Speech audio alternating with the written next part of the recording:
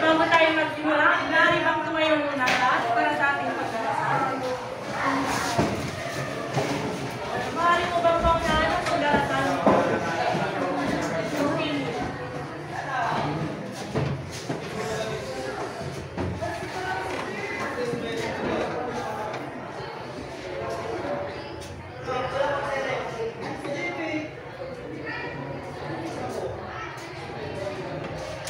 Maraming salamat.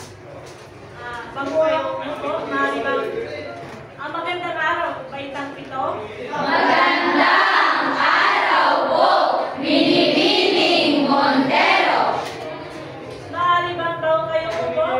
Maaari bang pag-ipulot na ang alat sa gilid at silong yung nakikita?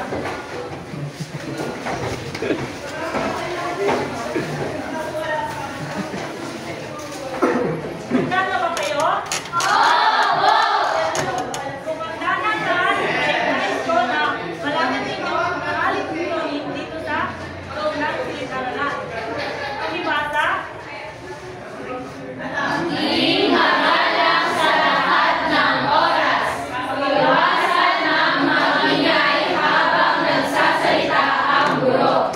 Itaas lamang ang inyong kanang kamay kung may nais sabihin. Wala gagamit ng cellphone kung hindi kinakailangan. Kapag narinig nyo ang salitang hep-hep, ay nais kong sabihin nyo ang hooray. Nang sa gayon ay malaman kung nakikinig pa ba kayo. maliwanag ba, class? Opo! Kung ganon, sir, mayroon bang umiban sa inyong klase ngayong araw? Wala po. Mainam. Dahil kayong lahat ay naririto, palakpakan niyo ang inyong mga sarili. Meron bang nakakaalala kung ano ang ating tinalakay? Sayo, Ang pamagat po ng pagsasarili ng kahapon ay likas na yaman ng anak. tama. Ano naman ang ibig sabihin ng likas na yaman? Nika, Ma'am, ito po yung mga lambo meron ay magaling. Ang likas na yaman, class, ay tumutukoy sa yaman o kayamanan na matatagpuan sa kagubatan na hindi gawa o binuo ng mga tao. Ngayon, bago tayo, ano naman ang iba't ibang uri ng likas na yaman? Jerry,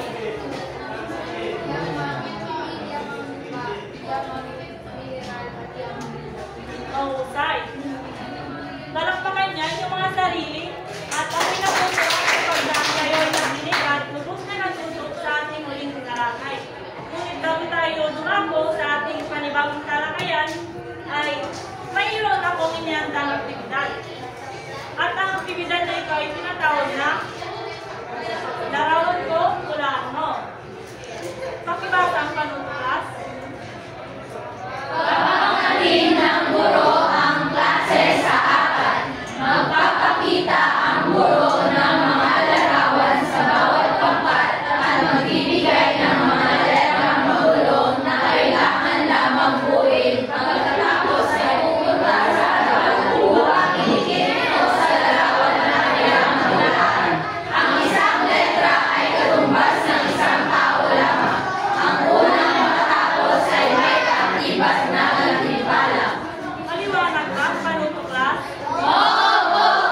Kung ganon,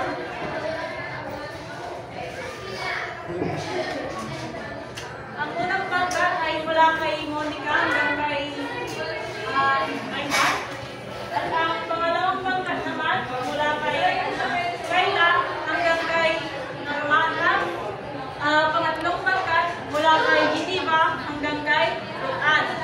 At ang pangulit namang pangkat mula kay Nicole hanggang kay Jasmine.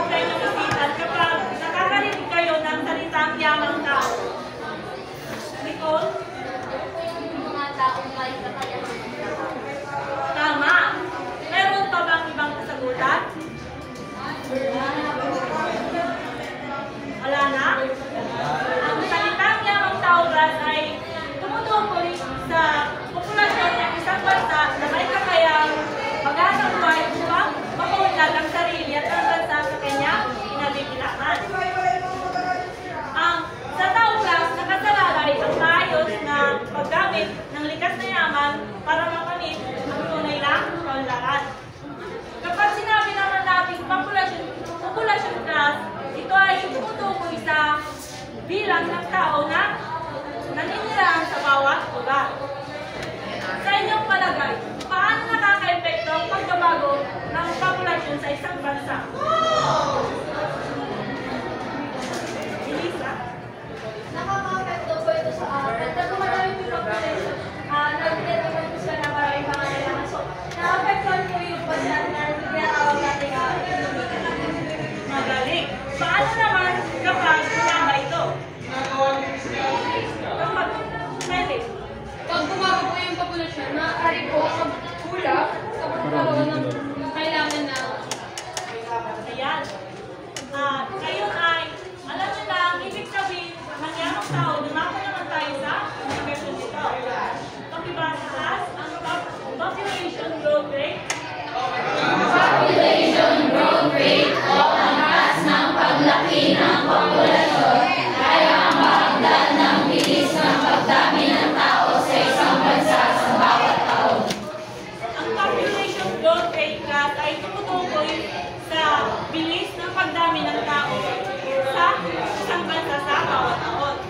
At ang sunod ay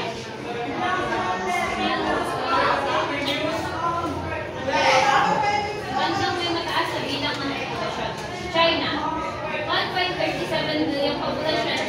India, 1.30 billion populasyon. Indonesia, 255.42 billion. noong 2016 class, ang bansa Russia ay na may mataas na populasyon ay ang China, India, at Indonesia. At ang may mababang populasyon naman ay ang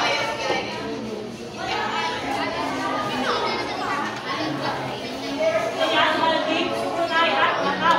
Ang Maldives class ay mayroong 345,000 na populasyon at ang Brunei naman ay mayroong 221,000 at ang Macau ay mayroong 641,000 na populasyon. Mayroong dalawang composition ng populasyon class. Ito ay binubuo ng batang populasyon at matandang populasyon.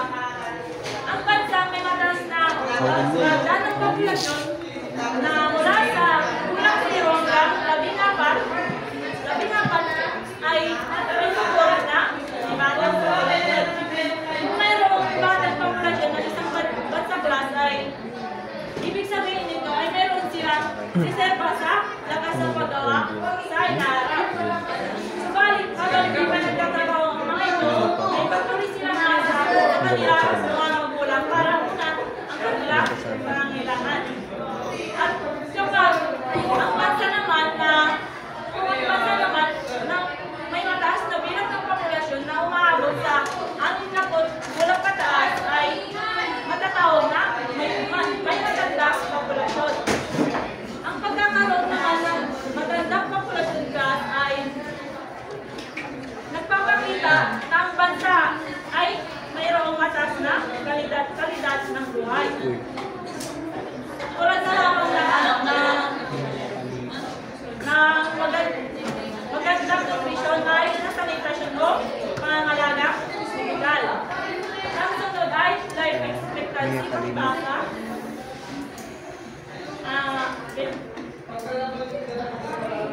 Okay?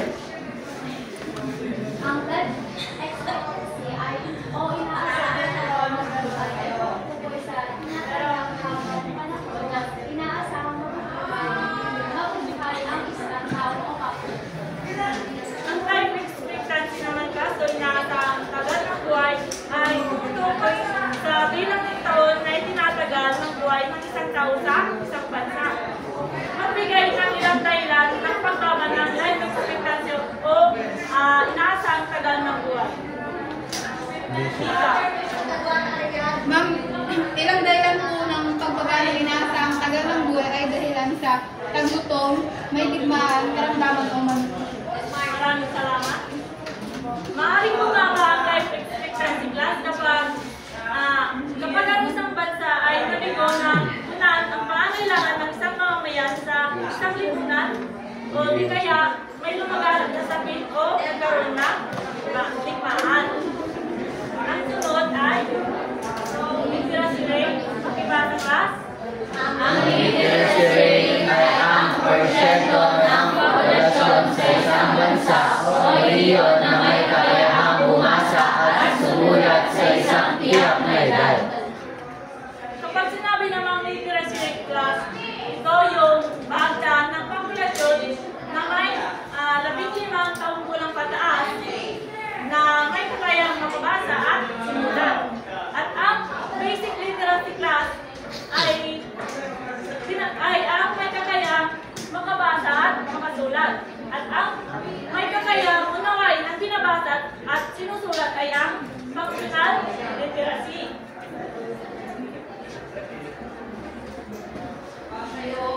Sunod ang migrasyon, pakibasa. Ang migrasyon ay tumutukoy sa paglipat ng mga tao mula sa isang lugar patungo sa ibang lugar upang manirahan pansamantala or permanent. Ang migration class ay alam niyo naman ito, di ba? Ito yung paglipat ng mga tao sa loob sa labas ng bansa. Sino ang nakakaalam kung ano yung dalawang uri ng migrasyon?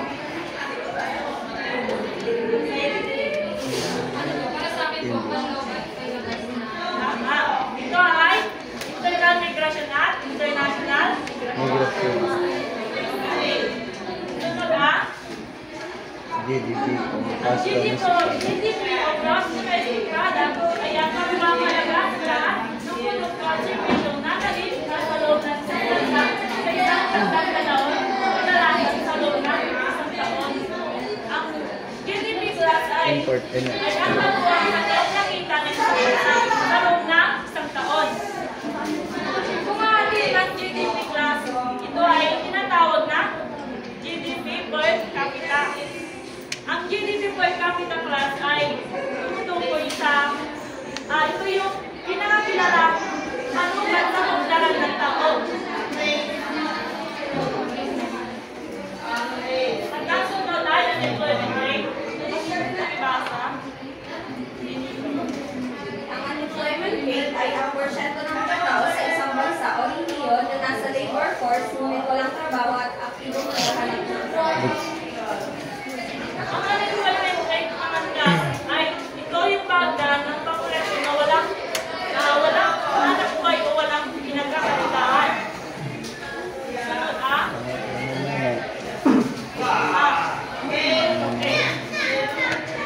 yan lang. Naunawaan niyo ba ang indikasyon ng iyang tao class? Kung gano'n, mayroon bang katanungan? Magkakaroon naman kayo ng mayroon lamang akong katanungan sa inyo. Ano ang mga indikasyon ng yamang tao? Jenny. Ma'am, isa po sa mga indikasyon ng yamang tao ay population growth rate, life expectancy, literacy rate, migration, GDP, at unemployment. Mahusay. Magbigay naman ng isang indikasyon at ipaliwanag niyo ito base sa inyong naunawaan. Sailin. Ano po, isa po yung life expectancy na kung saan po is tumatagal yung buhay ng isang tao. Tapos kapag nababawasan is, ay kapag nagpapakalas sila ng mga sakit is, mas nababawasan yung life expectancy. Mahusay. Ngayon, kung lubos niyo na ang nauunawaan ng ating aralin, ay magkakaroon muli kayo ng aktibidad. At ang aktibidad na ito ay tinatawag na Issue mo, harapin mo. Ayan, pakibasa ang panuto.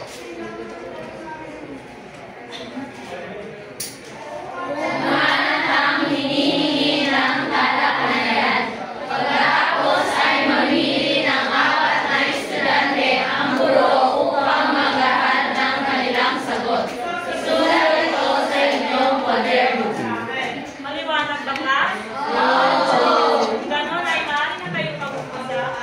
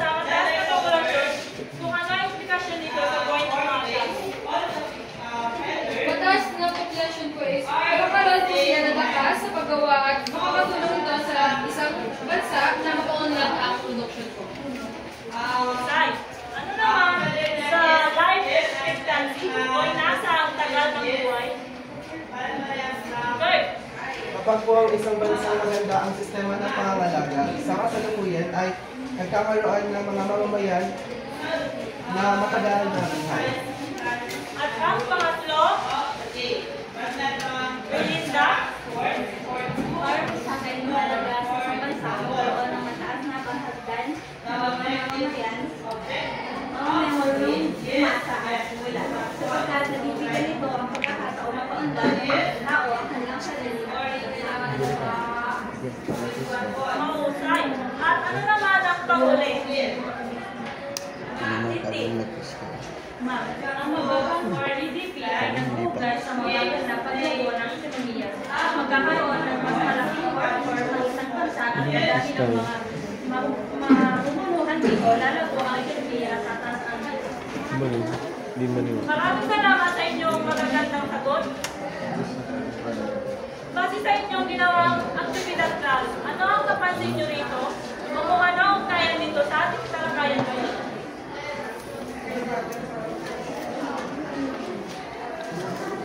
Dika.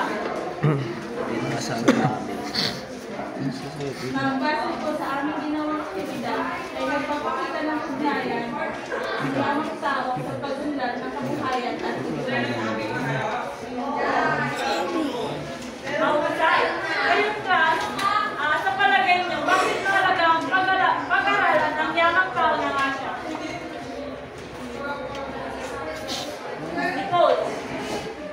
Ma'am, para po sa akin, mahalagang pag-aralan ang yamang tao ng nakakatulong ang kalaman dito sa yamang tao para sa sulban tulad ng populasyon, edukasyon at kawalan. Maraming salamat sa inyong magagandang sagot. Mahalagang pag-aralan ng yamang tao class upang magkaroon tayo ng kaalaman kung ano ang dapat nating gampanan bilang isang mamamayan sa bansang ating pinasasakupan. At sa pamamagitan din ito ay matutulungan tayo nito mapunlad kung paano natin punlarin ang ating mga sarili, gayon din ang bansa natin. Naunawaan ba ang ating alamin ngayon, class? Kung gusto nga naunawaan ang ating aralin, ay magkakaroon kayo ng maikling pagsusulit. Pakibasa pa ng class.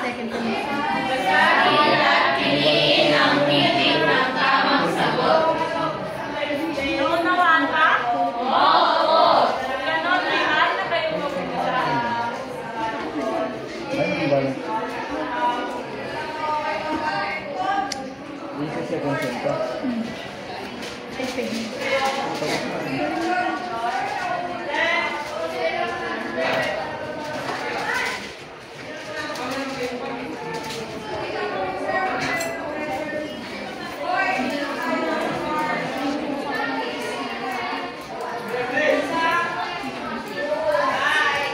Tapos na ba, class?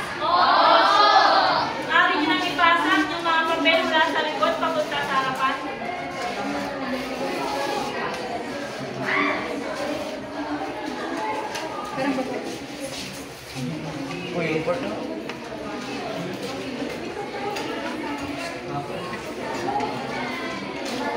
At bago matapos ang aralin na ito, ako ay mag-iwan ng isang kasunduan. Ibasa ang kasunduan, class.